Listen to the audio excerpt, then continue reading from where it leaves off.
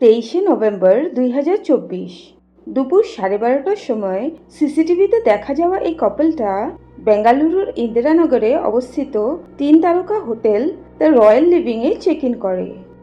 CCTV ফুটেজে এটা পরিষ্কার দেখা যাচ্ছে যে মেয়েটি বেশ আনন্দে ছিল। টুপি পরা এই ছেলেটা মেয়েটিকে সোফাতে বসিয়ে হোটেলের রুম ভাড়াটা অনলাইন পেমেন্টের মাধ্যমে করে, আর তার পেছনে বসে মেয়েটি নিজের মোবাইল দেখতে থাকে। সব ফর্মালিটি পুরো করে সেই কাপলটা নিজেদের রুমের উদ্দেশ্যে চলে যায়। দেখা যায় যে লাগেজ বলতে ওদের কাছে কেবলই একখানা হ্যান্ডব্যাগ রয়েছে, আর ওরা রুমটাও শুধু একদিনের জন্যই বুক করেছিল। তাই পরের দিন 11টা বেজে যাওয়ার পরেও যখন এই কাপলটা চেক আউট করে না, তখন রিসেপশন থেকে ওদের রুমে ফোন করে ডিটেলস জিজ্ঞাসা করা হয়। তখন ছেলেটা হোটেল স্টাফকে একদিনের স্টে এক্সটেন্ড করতে বলে, আর তার পরের দিনও মানে 25 নভেম্বরেও ছেলেটা আবারও স্টে এক্সটেন্ড করে নেয়। এইভাবে স্টে এক্সটেন্ড করাটা অস্বাভাবিক কিছু না, কিন্তু আশ্চর্যের ব্যাপার ছিল যে 23 নভেম্বরের রুমে চেক ইন করার পর থেকে এই কাপলটা না তো কোনো হোটেল সার্ভিস নিয়েছিল, আর না বাইরের থেকে খাওয়া অর্ডার করেছিল। এইবার 26শে নভেম্বরে যেদিন এই কাপলটার হোটেল থেকে চেক আউট করার কথা, সেদিন সকাল 8:20 নাগাদ সেই টুপি পরা ছেলেটাকে একাই হোটেল থেকে বাইরে যেতে দেখা যায়। কিন্তু ওর হাতে কোনো লাগেজ না থাকাতে কেউ ওর উপর সন্দেহ করে না। এরপর চেক আউটের সময় পার হয়ে যাওয়ার পর হোটেলের রিসেপশন থেকে ওদের রুমে ফোন করা হয়, কিন্তু কেউ ফোনটা ধরে না। পরে ছেলেটার মোবাইলে ফোন করা হয়, কিন্তু সেটাও সুইচ অফ দেখাচ্ছিল। এরপর হোটেলের একজন কর্মচারী ওদের রুমে যেয়ে অনেকবার দরজায় নক করে, কিন্তু ভেতর থেকে কোনো আওয়াজ আসে না। সন্দেহবশত যখন সেই কর্মচারীজন মাস্টার কি দিয়ে দরজা খুলতে যায়, উনি দেখেন যে রুমের দরজাটা আগের থেকেই খোলা রয়েছে। দরজা খুলে রুমের ভেতরে পা দিতেই একটা তীব্র পচা গন্ধ সেই কর্মচারীটার নাকে এসে লাগে। কোনো মতে নাক ঢেকে ভেতরে যেই দৃশ্য ওনার চোখে পড়ে তা ওনার পায়ের নিচের মাটি সরিয়ে নেয়। কর্মচারীজন দেখেন যে 3 দিন আগে সেই হোটেলে আসা মেয়েটার দেহ রক্তাক্ত অবস্থায় বিছানার উপর পড়ে রয়েছে, আর ওর সাথে আসা ছেলেটার কোনো পাত্তা নেই। এরপর কর্মচারীটা দৌড়ে যেয়ে হোটেল কর্তৃপক্ষদের খবর দেয়, আর তার কিছু সময়ের ভেতরেই সেই হোটেলের সামনে পুলিশ, ফরেন্সিক আর মিডিয়ার মানুষ পৌঁছে যায়, আর শহরের মধ্যে থাকা এই 3 তারকা হোটেলটি একটি ক্রাইম সিনে বদলে যায়। তো কি পুরো ঘটনা, আর কেই বা ছিল এই কাপলটা? কি হয়েছিল মেয়েটার সাথে সেই বন্ধ কামরাটার ভেতরে? আর সেই টুপি পরা ছেলেটাই বা কই উধাও হয়ে গেছিল? চলুন আগে জানবার চেষ্টা করব। তার আগে আমি আপনাদের আমার এই ছোট্ট চ্যানেলটিকে সাবস্ক্রাইব করে পাশে থাকার অনুরোধ করব। আপনার সাপোর্ট আমার এই চ্যানেলটিকে গ্রো করতে অনেক সাহায্য করবে। তো চলুন দেরি না করে শুরু করা যাক।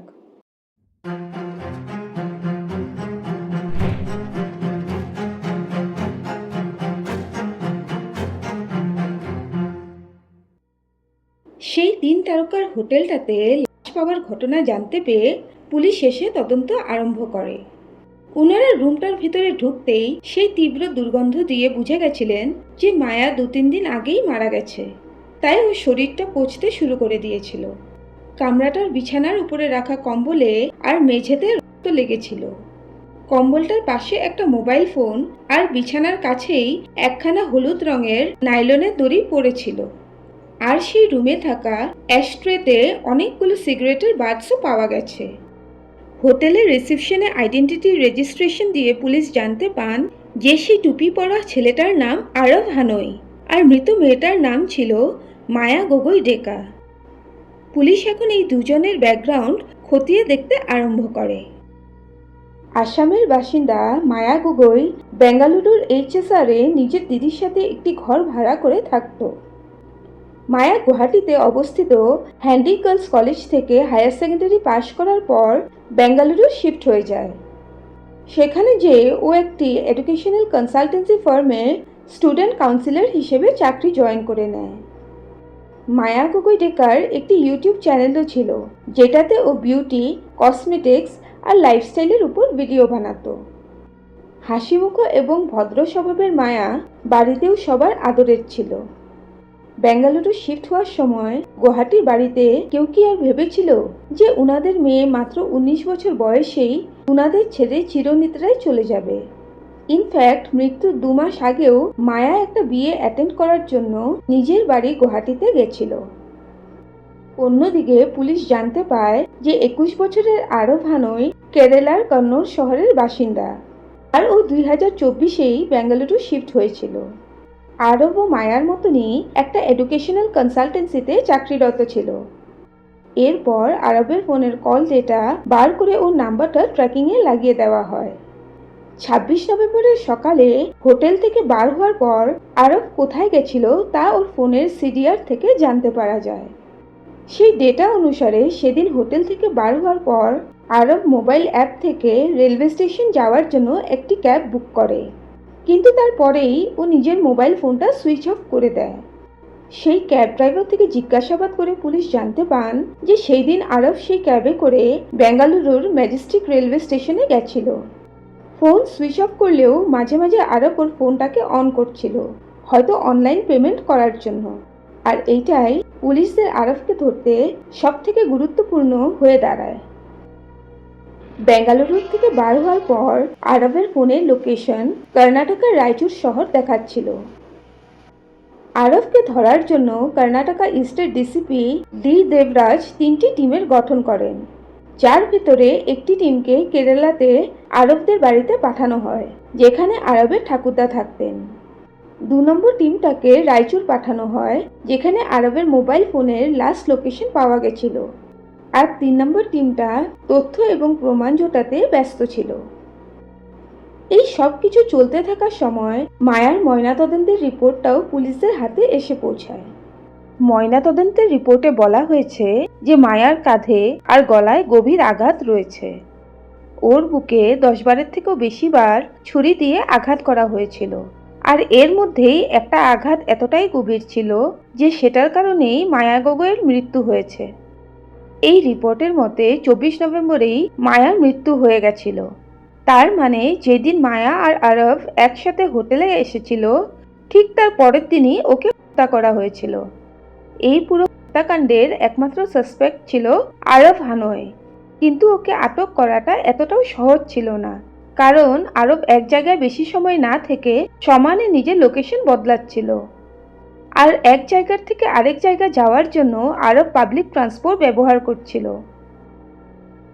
কর্ণাটকার থেকে আরব মধ্যপ্রদেশ, তারপর উত্তরপ্রদেশ হয়ে বারাণসী যেয়ে পৌঁছায়। বারাণসী পৌঁছে আরব নিজের ঠাকুরদাকে ফোন করে সমস্ত ঘটনা জানায় আর নিজের দোষও স্বীকার করে নেয়। আরবের ঠাকুরদা সমস্ত ঘটনা শুনে নাতিকে সারেন্ডার করতে বোঝান। আরবও অনেকটা ভয় পেয়ে গেছিল। ও 3 দিনে মোটামুটি 2500 কিলোমিটার পথ ভ্রমণ করেছিল, আর ওর টাকাও শেষ হয়ে গেছিল। সেই জন্যই আরব ঠাকুরদার কথা মতো কর্ণাটকা ফিরে আসে, আর 29শে নভেম্বরের ভোর 4টার সময় বেঙ্গালুরুর দেবনাহালির থেকে আরব হানইকে গ্রেফতার করা হয়। গ্রেফতার হওয়ার পর আরব তৎক্ষণাৎ এটা স্বীকার করে নেয় যে ওই মায়া গগৈ রেখাকে খুন করেছিল। কিন্তু যখন ওকে এই হত্যার পেছনের কারণটা জিজ্ঞাসা করা হয়, আরব এই ব্যাপারে পুলিশদের কোনো কিছু বলতে অস্বীকার করে। ও কেবলই একটাই কথা বলে যে এটা ওর পার্সোনাল ম্যাটার। আরবের বয়সটা খুবই কম ছিল, আর ও কোনো পেশাগত অপরাধীও ছিল না। তাই পুলিশ আরবকে জিজ্ঞাসাবাদের প্রক্রিয়াটা একটু অন্যরকমভাবেই করছিল। সবার প্রথম আরবকে সেই হোটেলের কামরাটায় নিয়ে যাওয়া হয় যেখানে মায়ার খুন হয়েছিল। সেখানে যেয়ে পুলিশ অধিকারীরা আরবকে ওর ব্যক্তিগত জীবন, ওর আর মায়ার সম্পর্ক, আর 23 থেকে 26 নভেম্বরের মধ্যে ঘটা ঘটনাটার ব্যাপারে জিজ্ঞাসা করে। সেখানে আরব ওর ছোটবেলা থেকে বর্তমান জীবন পর্যন্ত ঘটা সমস্ত গুরুত্বপূর্ণ ঘটনাগুলোর ব্যাপারে বলতে আরম্ভ করে। আরব খুব ছোট থাকতেই ওর মার আর বাবার ডিভোর্স হয়ে যায়। আরব ওর মার সাথেই থাকতো। ডিভোর্স হওয়ার কিছুদিন পর ওর মা আবারও একটা বিয়ে করে নেয়। আরবের সৎ বাবা আরবকে সবসময় বকাবকি করত। ছোট্ট আরব এইসব অ্যাডজাস্ট করতে চেষ্টা করতেই ছিল কি ওর মার আর সৎ বাবারও ডিভোর্স হয়ে যায়। এরপর আরবের মা তৃতীয়বার আবার বিয়ে করে। এই বিয়েটার পরেই আরব নিজের মাকে ছেড়ে ঠাকুরদার কাছে চলে যায়। মায়ার মৃত্যুর ৮ মাস আগেই আরব আর মায়ার ডেটিং অ্যাপ বাম্বলের মাধ্যমে পরিচয় হয়। সেই সময় মায়া বেঙ্গালুরুতে চাকরিরত ছিল, কিন্তু আরব তখনও কেরালাতে বিবিএ পড়তেছিল। বিবিএ পরীক্ষা পাশ করতে না পারায় মায়া ওকে বেঙ্গালুরু আসতে বলে। আর তারপর মায়াই আরবকে একটা এডুকেশনাল কনসালটেন্সিতে চাকরি পেতে সাহায্য করে। এইভাবেই ওদের দুজনের দেখা সাক্ষাৎ বাড়তে থাকে, আর খুব অল্প সময়ের ভেতরেই ওদের সম্পর্কটা বন্ধুত্ব থেকে প্রেমে পরিণত হয়ে যায়। মায়া খুব এক্সট্রোভার্ট নেচারের ছিল। ও ঘোরাফেরা, পার্টি করা, বন্ধুদের সাথে সময় কাটানো অনেক পছন্দ করত। অন্যদিকে আরব ছিল পুরো এর উল্টো। ওর বন্ধু বলতে নেই বললেই চলে। ইনফ্যাক্ট মায়াই ছিল আরবের জীবনের একমাত্র বন্ধু আর প্রেমিকা। মায়ার বন্ধুরা, তার মধ্যে ওর ছেলে বন্ধু থাকার কারণে আরবের মনে ইনসিকিউরিটিস বাড়তে থাকে, আর ও মায়াকে সন্দেহ করতে শুরু করে দিয়েছিল। আর এইসব নিয়েই দুজনের মধ্যে প্রায় ঝগড়া অশান্তি লেগেই থাকতো। আরব মায়াকে ওর সাথে লিভ-ইনে থাকতে বলেছিল, কিন্তু মায়া এই প্রস্তাবকে সরাসরি খারিজ করে দেয়, কারণ ও আর ওর দিদি একসাথেই থাকতো। আর মায়ার পরিবার কখনোই এই ব্যাপারটাকে মেনে নিত না।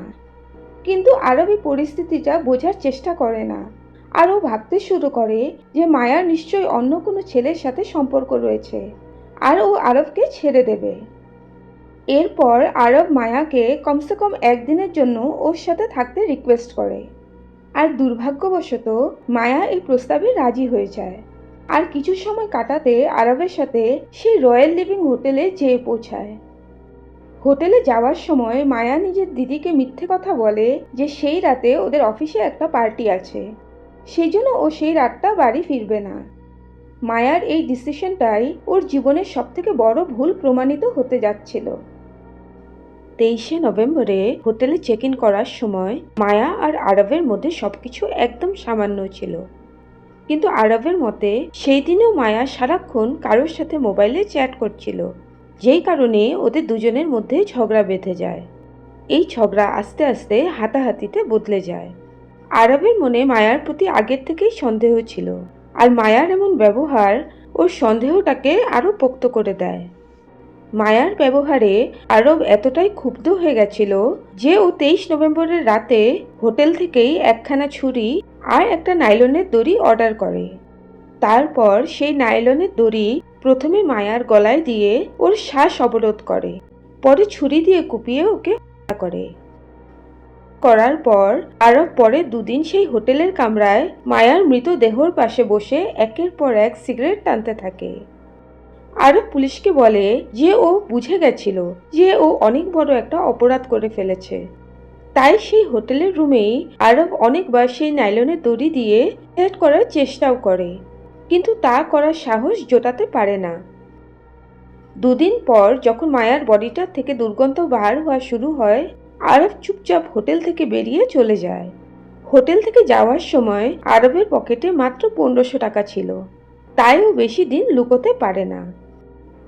বর্তমানে বিএনএস এর সেকশন 103 আর 238 এর আন্ডারে আরবকে গ্রেফতার করা হয়েছে। আরব আর মায়ার পরিবার, জীবনযাপন এবং চরিত্র সম্পূর্ণ আলাদা ছিল।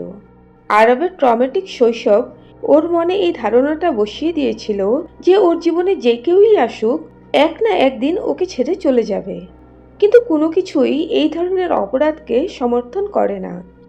মায়া তো কেবল একজন খোলা মনের মেয়ে ছিল যে আরবকে বিশ্বাস করে ওর সাথে কিছু কোয়ালিটি টাইম কাটাতে এসেছিল, কিন্তু ও কি আর জানতো যে ওর এই বিশ্বাসের মূল্য ওকে নিজের প্রাণ দিয়ে চুকাতে হবে।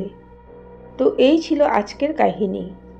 আজ এই পর্যন্তই থাক, আবারও দেখা হবে এমনই কোনো ঘটনা নিয়ে। ততক্ষণ সুস্থ থাকুন, ভালো থাকুন। ধন্যবাদ।